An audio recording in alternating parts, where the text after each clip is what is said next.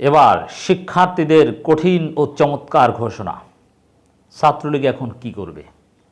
দর্শক, সাধারণ শিক্ষার্থীদের উপর বহিরাগত সন্ত্রাসীদের নিয়ে বিভিন্ন বিশ্ববিদ্যালয়ে ছাত্রলীগের পক্ষ থেকে যে নৃশংস হামলা, তার প্রতিবাদ চলবে। বিভিন্ন জায়গায় শিক্ষার্থীরা ঘুরে দাঁড়াচ্ছে, পাল্টা রুখে দেওয়ার চেষ্টা করছে।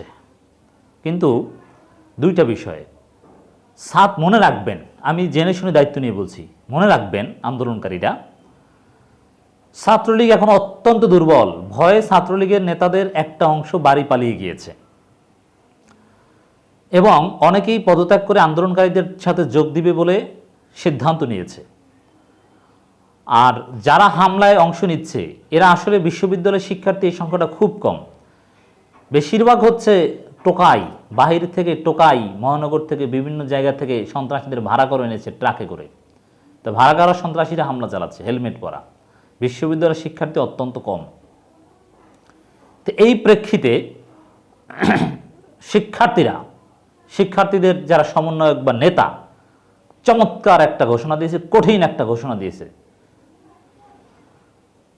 হামলায় জড়িতদের আবাসিক হলে ঢুকতে না দেওয়ার ঘোষণা।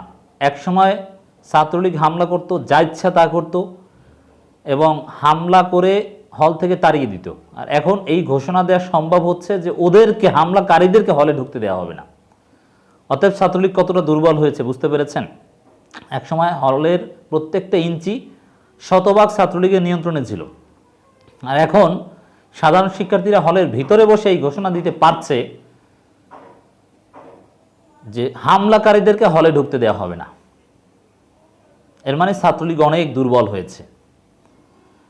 মনে রাখবেন, এটা খুব সহজ। শিক্ষার্থীরা কোমর সোজা করে দাঁড়াতে পারলেই হলো। বিশ্ববিদ্যালয় কর্তৃপক্ষ এরা শিক্ষার্থীদের পক্ষে কাজ করবে না।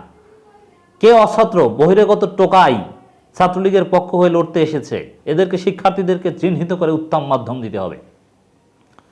শিক্ষার্থীদের সামনে মূল চ্যালেঞ্জ আসলে পুলিশ। ছাত্রলীগ তেমন কিছু পারবে না, ওরা সংখ্যা অনেক কম।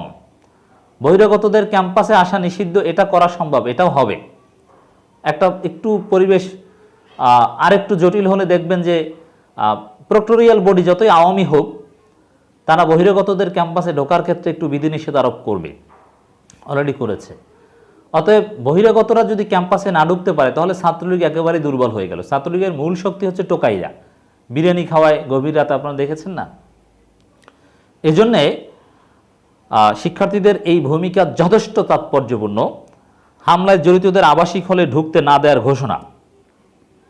এবং আমরা জেনেছি, সোশ্যাল মিডিয়ায় খবরও এসেছে যে হামলা করে অনেকে বাড়ি পালিয়ে গেছে, রাজধানীতে নেই বা বিশ্ববিদ্যালয় এলাকায় নেই, ওরা আসবে না শীঘ্র।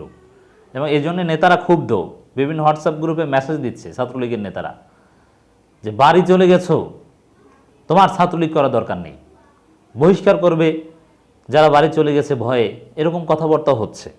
অতএব ওরা দুর্বল, ওদেরকে উত্তম মাধ্যম দিতে হবে। হামলাকারীদেরকে হলের গেটে আসলে ওখান থেকে তাড়িয়ে দিতে হবে উত্তম মাধ্যম দিয়ে, কোনো জায়গা দেওয়া যাবে না। সাধারণ শিক্ষার্থীদের এই ঘোষণা, এই বার্তা ছাত্রলীগের সন্ত্রাসীর উদ্দেশ্যে চমৎকার এবং যথাযথ। হল ছাড়া যাবে না, ভয় পাওয়া যাবে না, রুখে দাঁড়াতে হবে। ছাত্রলীগ আগের মতো নেই, ছাত্রলীগ দুর্বল। পুলিশ ওদের মূল শক্তি, টোকাইরা ওদের মূল শক্তি। জাস্ট এই দুইটা মাথায় রাখবেন। ঢাকা বিশ্ববিদ্যালয়ের কোটা সংস্কার আন্দোলনের কর্মীদের উপর হামলা ঘটনায় জড়িতদের আবাসিক হলে ঢুকতে দেওয়া হবে না বলে ঘোষণা দিয়েছেন বৈষম্যবিরোধী ছাত্র আন্দোলনের সমন্বয়ক নাহিদ ইসলাম। নাহিদ, তোমাকে স্যালিউট। এরকম একটা বিপ্লবী ঘোষণা যে ছাত্রলীগের সন্ত্রাসীদেরকে, হামলা তো নিঃসন্দেহে ছাত্রলীগ করেছে, ছাত্রলীগের সন্ত্রাসী টোকাইদের হলে ঢুকতে দেওয়া হবে না।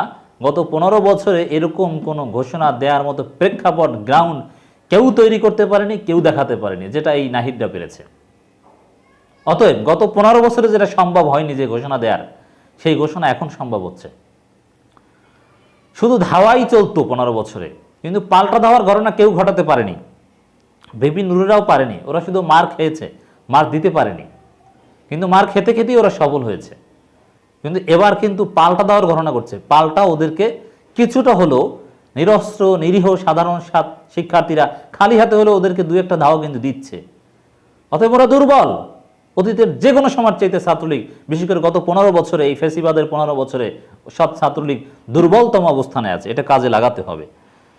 এই কারণে এই কঠিন স্লোগান, যেটা 15 বছরে এই প্রথম, যে ছাত্রলীগের সন্ত্রাসীদেরকে হলে ঢুকতে দেওয়া হবে না, এবং শহীদুল্লাহ হল থেকে শুরু করে বিভিন্ন হলে, বিজয় একাত্তর হলেও অনেক কিছু চেক করা হয়েছে এবং হামলাকারীর আতঙ্কে অনেকে বাড়ি চলে গেছে।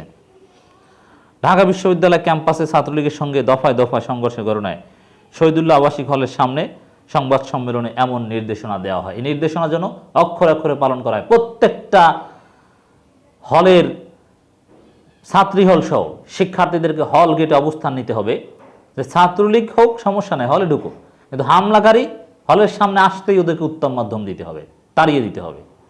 ওরা ওই টোকাইদের সাথে গিয়ে বস্তিতে থাকুক। ঢাকা বিশ্ববিদ্যালয়ের মতো অভিজাত এলাকায় ওদের জায়গা হতে পারে না।